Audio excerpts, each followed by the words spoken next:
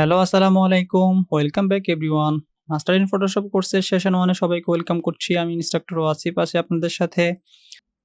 So আমরা Photoshop সফটওয়্যারটি open করে ফেলেছি। এখন হচ্ছে আমরা ইন্টারফেস সম্পর্কে জানবো এবং ফটোশপ সফটওয়্যারের সাথে আমরা পরিচিত হব। আমরা শুরুতেই জেনে নেই এই সফটওয়্যারটা একটি ফটো এডিটিং সফটওয়্যার বলা হয় ফটোশপ সফটওয়্যারটিকে। অ্যান্ড হচ্ছে আমরা এখানে বেসিক্যালি আ ফটো এডিটিং এর জন্য ব্যবহার করা হয়। কিন্তু আ আমরা ভেক্টরের কাজ করার জন্য মানে প্রিন্ট রিলেটেড কোনো কাজ করার জন্য হচ্ছে আমরা এই সফটওয়্যারটি ইউজ করতে পারি। কিন্তু যখন কোনো আমরা বড় ধরনের বিলবোর্ড কিংবা ব্যানারে কাজ করে থাকি তখন আমরা অবশ্যই আমরা ভেক্টর গ্রাফিক্স মানে হচ্ছে Adobe Illustrator এ কাজ করব। কারণ হচ্ছে ফটোশপটি আসলে আমরা যতগুলা কাজ করি প্রত্যেকটা হচ্ছে রাস্টার গ্রাফিক্স। ওকে? যখন আমরা কাজ করতে যাব প্র্যাকটিক্যালি আমরা রাস্টার গ্রাফিক্স কি এবং ভেক্টর গ্রাফিক্স কি আমরা এটা নিয়ে আরো বিস্তারিত আলোচনা করব। সো আমরা পরিচিত হয়ে নিই ফটোশপ সফটওয়্যারটির সাথে। আমরা একদম উপরে যে একটি বার দেখতে পাচ্ছি, একটা কাজ করি আমি একটা ডকুমেন্টই নিয়ে নেই। কিভাবে ডকুমেন্ট নিচ্ছি এগুলো আপনাদের না জানলেও চলবে। জাস্ট দেখে যান। আপনারা এরকম ওপেন করার পরে এরকম একটা ইন্টারফেস দেখতে পারবেন। এগুলো হচ্ছে আমার রিসেন্ট করা কাজ। সো এগুলো আপনারা নাও দেখতে পারেন, কোনো সমস্যা নাই। দেখবেন না, আমি নাও দেখতে পারেন কি দেখবেন না। আমার রিসেন্ট কাজগুলো এখানে শো করছে। সো আমি ফাইল থেকে কিংবা ক্রিয়েট নিউ, আমি ফাইল থেকে চলে যাচ্ছি নিউ কিংবা কিবোর্ড থেকে কন্ট্রোল এন। আরেকটি কথা আমি আপনাদেরকে অবশ্যই ডিটেইলস শিখাতে পছন্দ করি। সো কখনো যদি শর্টকাট না বলি, আপনারা শর্টকাট কিভাবে আ আনা যায় আমি সবগুলো প্রসেস আপনাদেরকে দেখাই দিব।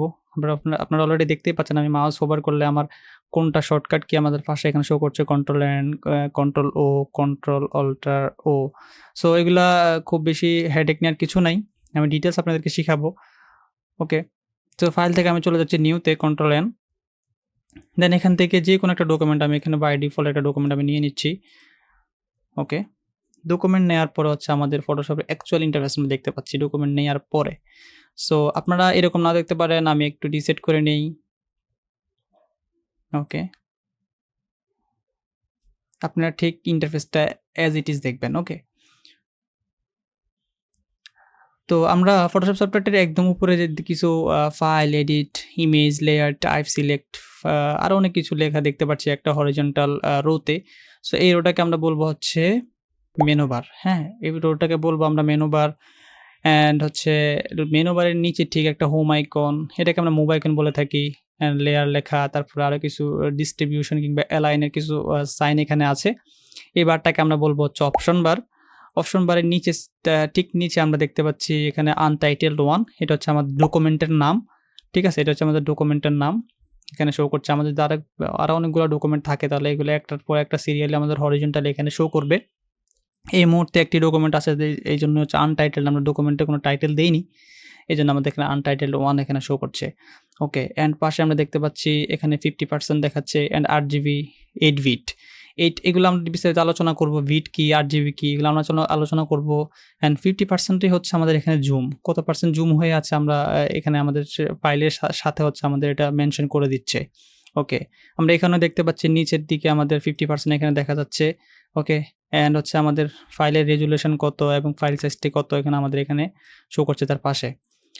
অ্যান্ড লেফট সাইডে আমরা দেখতে পাচ্ছি আমরা একটা অ্যারো যখন ক্লিক করছি, ডাবল অ্যারো মানে এটা হচ্ছে লেফট সাইডের দিকে ডাবল অ্যারো কিংবা রাইট সাইডের দিকে ডাবল অ্যারো।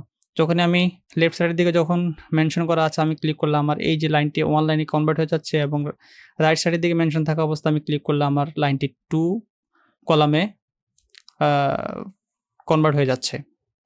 সো এইটাকে যে বারটা আমরা দেখতে পাচ্ছি, এই বারটাকে আমরা হচ্ছে টুলস বার বলে থাকি। টুলস বার, ওকে। টুলস বারের ভিতরে হচ্ছে আমাদের যত ধরনের টুলস আছে সবগুলা টুলস। আমরা টুলস নিয়ে অবশ্যই আমরা আমাদের বিভিন্ন সময় বিভিন্ন টপিকসে আলোচনা করার সময় আমাদের কোন টুলস কিভাবে কাজ করে আমরা বিস্তারিত আলোচনা করবই। এখন হচ্ছে এই বারটাকে আমরা কি বলি? টুলস বার। হ্যাঁ? এটা আমরা এখানে নিয়ে আসতে পারি। দেন আবার যদি আমরা এখান থেকে মাউসের নরমাল ক্লিক করে ড্রাগ করে ধরে রেখে, হ্যাঁ? মাউস ধরে রেখে আমরা এই কর্নার নিয়ে ছেড়ে দেই। এই যে আমাদের একটা ব্লু একটা লাইটের মতো এখানে শো করছে, এখানে ক্লিক করে ছেড়ে দিলে হচ্ছে আমাদের আগের জায়গায় পজিশন মতো সেট হয়ে যাবে। ওকে, এটা হচ্ছে আমাদের টুলস বার। দেন আমরা আমাদের রাইট সাইডে চলে আসবো। রাইট সাইডে আমাদের যত কিছু দেখতে পাচ্ছি সবগুলোকে আমরা হচ্ছে ফ্লোটিং প্যানেল বলে থাকি। হ্যাঁ, ফ্লোটিং প্যানেল। তো ফ্লোটিং প্যানেলে আমরা যতগুলো অপশন দেখতে পাচ্ছি এখানে লার্ন অপশন আছে, কালার, সোয়াসেস, গ্রেডিয়েন্টস, প্যাটার্নস। হ্যাঁ, এখানে সবগুলো অপশন আমরা আলাদা, আলাদা এড করতে পারি এবং কেটে দিতে পারি আমাদের এই ফ্লোটিং প্যানেল থেকে। সিঙ্গেলি প্রত্যেকটা প্যানেলকে আমরা বলে থাকি হচ্ছে কি বলে? বিভিন্ন প্যালেট আমরা বলে থাকি, হ্যাঁ? যেমন হচ্ছে colour palette, swatch palette, gradient palette, layer palette, channel palette. আর টোটাল যে একটা ফ্লোটিং প্যানেল, এটাকে আমরা হচ্ছে মানে ভাসমান, যেহেতু এটা আমাদের কেটে দিলে আমরা চলে যাবে। আমি যদি এখান থেকে ক্লোজ ট্যাব গ্রুপ দিয়ে দেই, টোটাল ট্যাবটাই ক্লোজ হয়ে যাচ্ছে। দেন আমরা চাইলে এটাও আমরা ক্লোজ করে দিতে পারি। ওকে। সো আমরা কাজ করার সময় হচ্ছে আমরা এটাও ক্লোজ করে দেই। কাজ করার সময় আমাদের অনেক কিছু কাজ করার সময় প্রয়োজন হবে এবং আমাদের নিজেদের ইচ্ছামতো অনেক কিছু চেঞ্জ করা লাগতে পারে। সো আমরা কিভাবে এগুলো করব? সাপোজ আমার টুলস বার এখান থেকে চলে গেল, আমার লেয়ার প্যালেট চলে গেল। তারপর হচ্ছে আমার অনেকগুলা হচ্ছে কালার প্যালেট চলে গেল। আমার টুলস বারটা আমি এখান থেকে কেটে দেই। এই যে ক্রস দিয়ে আমি টুলস বারটা কেটে দিলাম। সো আমার কাজ করতে গেলে এই টুলস বার প্রয়োজন হয়, লেয়ার প্যালেট প্রয়োজন হয়। তো এগুলো আমরা কীভাবে আবার এড করতে পারি? সো আমরা যদি উইন্ডোজ থেকে শর্টকাটে করতে চাই, মানে হচ্ছে ডিফল্ট যে সেটআপটা থাকে ওই সেটআপটা নিয়ে আসতে চাই, আমরা উইন্ডোজ থেকে, সরি উইন্ডোজ না, উইন্ডো থেকে আমরা এখানে ক্লিক করব ওয়ার্ক স্পেসে মাউসটা কিছুক্ষণ নিয়ে রাখলেই হচ্ছে আমাদের পরবর্তী অপশনগুলো শো করবে, কিংবা এখানে আমি ক্লিক করলে, অ্যারোতে ক্লিক করলে আমাদের এই অপশনগুলো চলে আসবে। আমরা এখান থেকে দিব হচ্ছে এসেনশিয়াল ডিফল্ট, অথবা এখানে নিউ ওয়ার্ক স্পেস দিলে আমাদের নতুন ওয়ার্ক স্পেস চলে আসবে। এটা দিব না, আমরা রিসেট করে নিব। এখান থেকে দিলে হচ্ছে আমাদের অলরেডি সেট করা আছে। আবার ট্রাই করি, রিসেট এসেনশিয়ালে ক্লিক করলে হচ্ছে আমাদের যেরকম সেটআপ ছিল একদম বাই ডিফল্ট ওরকম সেটআপে চলে আসবে। দেন আমরা যদি ইন্ডিভিজুয়ালি চাই কোনো একটা এখান থেকে প্যালেট অফ করে দিতে, সাপোজ ওখানে এখানে লার্ন যে প্যালেটটা আছে আমরা এখান থেকে ক্লোজ করে দিই, ক্লোজ হয়ে যাবে। অথবা আমাদের উইন্ডো থেকে যেখানে টিক মার্ক দেওয়া আছে ওই প্যালেটগুলো আমাদের এখানে শো করছে।